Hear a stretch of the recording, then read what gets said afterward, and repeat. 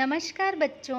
आज हम पढ़ेंगे कक्षा चौथी की हिंदी का एक पाठ जिसका नाम है पढ़कू की सूझ।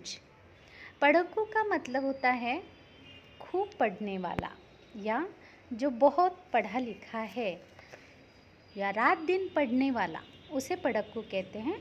और सूझ यानी समझदारी। तो यह पाठ एक कोलू के बैल पे आधारित है। कोलू का बैल जो है वो पुराने ज़माने में तेल निकालने के लिए इसका उपयोग किया जाता था। आज जैसी मशीनरी है तेल निकालने के लिए, वैसे पुराने ज़माने में नहीं हुआ करती थी। तो उस समय में एक लकड़े का बड़ा सा बर्तन हुआ करता था और उसमें मूंगफली या सरसों या तिल डाला जाता था जिसका तेल निकालना हो, और ऊपर से एक दूसरा बहुत भारी भक्कम लकड़ा उसमें ठूस दिया जाता था ताकि वो अच्छे से रगड़ सके और तेल निकल आए उसमें से। तो उसको चलाने का काम बैल करता था और बहुत मेहनत का काम था ये। तो इसलिए यही सी आधार पे ये कविता है। तो सबसे पहले हम कविता को अच्छे तरह से लय और ताल के साथ, सुर के साथ गाएंगे और बाद में मैं इसका हर एक पंक्ति का अर्थ आपको समझाऊंगी। ठीक है। एक पढ़कू बड़े तेज थे, तर्कशास्त्र पढ़ते थे। जहाँ न कोई बात वहाँ भी नई बात गढ़ते थे। एक रोज वे पड़े फिक्र में, समझ नहीं कुछ पाए। बैल घूमता है कोलू में, कैसे बिना चलाए। कई दिनों तक रहे सोचते, मालिक बड़ा गजब है। सीखा बैल को रखा इसने, निश्चय कोई ढब है। आखिर एक रोज मालिक से पूछा उसने ऐसे, अजी बिना देखे लेते तुम जान भेद यह कैसे। कोलू का यह बैल तुम्हारा चलता या अड़ता है, रहता है घूमता खड़ा हो या पागुर करता है। मालिक ने यह कहा, अजी इसमें क्या बात बड़ी है। मालिक ने यह कहा, अजी इसमें क्या बात बड़ी है। नहीं देखते क्या गर्दन में घंटी एक पड़ी है। जब तक यह बजती रहती है मैं न फिक्र करता हूँ। हाँ जब बजती नहीं दौड़ कर तनिक पूंछ धरता हूँ। कहाँ पढ़कू ने सुनकर तुम रहे सदा के कोरे। बेवकूफ मंतिक की बातें समझ सकोगे थोड़े। अगर किसी दिन बैल तुम्हारा सोच समझ अड़ जाए, चले नहीं बस खड़ा खड़ा गर्दन को खूब हिलाए। घंटी टुन टुन खूब बजेगी तुम न पास आओगे, मगर बूंद भर तेल सांझ तक भी क्या तुम पाओगे। मालिक थोड़ा हंसा और बोला कि पढ़क जाओ। सीखा है यह ज्ञान जहाँ पर वहीं से फैलाओ। यह सभी कुछ ठीक ठाक है, यह केवल माया है। बैल हमारा नहीं अभी तक मंतिक पढ़ पाया है, मंतिक पढ़ पाया है। बच्चों, रामधारी सिंह दिनकर जी की ये कविता बहुत ही अच्छी और बहुत बढ़िया और कुछ सीख देने वाली है।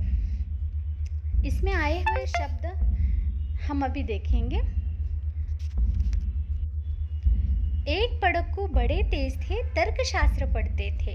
यानी एक पढ़कू इंसान थे जो बहुत होशियार थे, तर्कशास्त्र पढ़ते थे। तर्कशास्त्र यानी तर्कशास्त्र एक विषय होता है जिसमें किसी बात का या किसी घटना का तर्क लगाया जाता है कि ऐसा क्यों है, ऐसा है तो फिर ऐसा क्यों है, तो इससे क्या होता है, तो इसे कहते हैं तर्कशास्त्र। तो जहाँ न कोई बात वहाँ भी नई बात गढ़ते थे। जहाँ पे कोई बात ना हो, सादा मामला हो, वहाँ पे वो कुछ न कुछ नई बात बना लेते थे, गढ़ते थे यानी अपने मन से बना लेते थे। तो एक रोज वे पड़े फिक्र में, समझ नहीं कुछ पाए। बैल घूमता है कोलू में, कैसे बिना चलाए। तो वो एक रोज़ बड़े फिक्र में पड़ गए। उनको समझ ही नहीं आता था कि ये जो बैल है कोलू का, ये बैल बिना चलाए कैसे घूमता है भाई। अब जो कोलू का बैल होता है ना बच्चों, तो वो अपने आप चलता रहता है, उसे कोई हाँकता नहीं है, मतलब उसके पीछे कोई नहीं रहता है, वो अपने आप चलता रहता है। उसके गले में एक घंटी बंधी हुई रहती है जो कि बजती रहती है, और उसके आँखों पे भी पट्टी होती है, मतलब और देखो फिर कई दिनों तक रहे सोचते, मालिक बड़ा गजब है। उन्होंने सोचा कि इसका मालिक बड़ा ही गजब आदमी है, बड़ा ही अजीब है।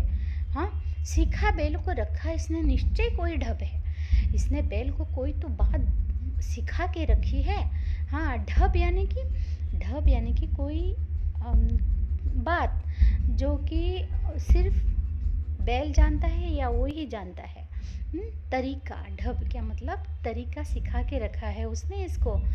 आखिर एक रोज़ मालिक से पूछा उसने आखिर एक रोज़ मालिक से पूछ ही लिया कि भाई आज तो मैं पूछ के ही छोड़ूंगा इसको कि क्या बात है भाई, अजय बिना देखे लेते तुम जानिए भेद कैसे।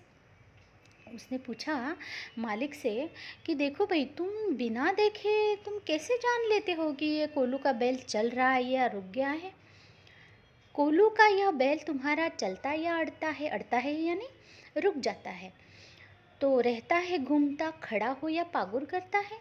तो घूमता रहता है या फिर वो खड़ा है या फिर पागुर करता है। बच्चों, पागुर का मतलब होता है जुगाली, खाया हुआ खाना फिर से मुंह में लाके चबाना। मतलब जानवर जो होते हैं ना, गाय बैल या जो घास खाते हैं, तो वो क्या करते हैं, फटाफट खा लेते हैं और फिर शांति से एक जगह बैठ के वो जो निगला हुआ रहता है वो फिर से वो अपने मुंह में लाके उसे बारीक चबाते रहते हैं। उसे कहते हैं पागुर करना। तो उन्होंने कहा कि ये पागुर करता है, ये कैसे तुम्हें पता चलता है कि ये चल रहा है, ये बैठा हुआ है या पागुर कर रहा है। मालिक ने यह कहा, अजी इसमें क्या बात बड़ी है, नहीं देखते क्या गर्दन में घंटी एक पड़ी है।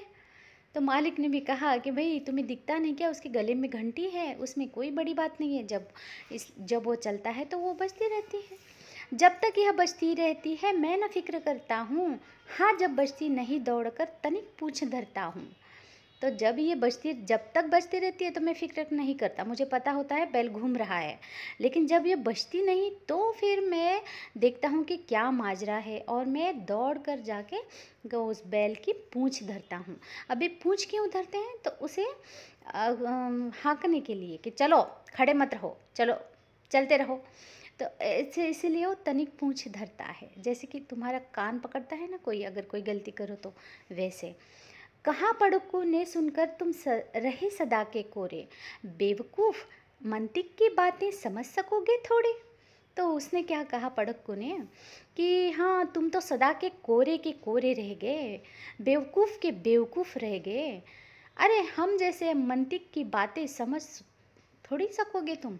हाँ, मेरे जैसे बुद्धिमान की बातें तुम्हारे समझ के बाहर है भाई। अगर किसी दिन बैल तुम्हारा सोच समझ अड़ जाए, चले नहीं बस खड़ा खड़ा गर्दन को खूब हिलाए। देखो, अगर किसी दिन तुम्हारा बैल सोच समझ के अड़ जाए, मतलब सोच समझ कर वो खड़ा का खड़ा रह जाए और बस अपनी गर्दन को हिलाते रहेगा ना, तो उसकी घंटी तो बजती रहेगी भाई, और तुम्हें लगता रहेगा कि वो चल रहा है, लेकिन वो तो खड़े खड़े ही बजाएगा घंटी को। फिर क्या करोगे? घंटी टुन टुन खूब बजेगी, तुम न पास आओगे, मगर बूंद भर तेल सांझ तक भी क्या तुम पाओगे। अरे घंटी तो टुन टुन बजेगी भाई, वो मुंडी जो हिला रहा है, और तुम भी पास नहीं आओगे उसकी पूंछ पकड़ने के लिए या उसे मारने के लिए, मगर बूंद भर भी तेल सांझ तक यानी कि शाम तक भी नहीं तुम निकाल पाओगे। हाँ, क्योंकि बैल घूमेगा ही नहीं तो तेल कहाँ से निकलेगा भाई। जब बैल घूमता है तभी तो वो रगड़ कर तेल निकाला जाता है ना। मालिक थोड़ा हंसा और बोला कि पड़क्कू जाओ, सीखा यह ज्ञान जहाँ पर वही इसे फैलाओ। देखो भाई पड़क्कू, अभी तो वो मालिक थोड़ा हंसा, मतलब उसके वो जो पड़क्कू था उसकी बेवकूफ़ी पर उसे थोड़ा हंसी आई और बोला, पड़क्कू जाओ भाई जाओ, जहाँ पे ये अपना ज्ञान सीखा है ना तुमने भाई, बस वहीं पे फैलाओ भाई, हमें इसकी ज़रूरत नहीं है। हाँ, यहाँ अभी सब कुछ ठीक ठाक है, यह केवल माया है, बैल हमारा अभी नहीं मंतिक पढ़ पाया है। देखो भाई, यहाँ सब कुछ ठीक ठाक है, यह केवल माया है। माया का मतलब यहाँ होता है कि यह सब तुम्हारी धारणा है। तो बैल हमारा नहीं अभी तक मंतिक पढ़ पाया है, हमारा बैल के मन की बातें नहीं पढ़ पाया है। और ये तुम्हारा जो तर्कशास्त्र है, ये हमारे बैल को नहीं पता भाई, ये हमारा बैल नहीं करता है ऐसा ऐसा कुछ, वो नहीं समझता है। तो अपनी बातें आप अपने पास ही रखो, ये तो केवल माया है भाई। तो इस प्रकार बहुत ही अच्छी तरह से रामधारी सिंह दिनकर जी ने बड़ी अच्छी तरह से होशियारी मारने वाले लोगों के लिए ये बहुत बढ़िया कविता लिखी हुई है।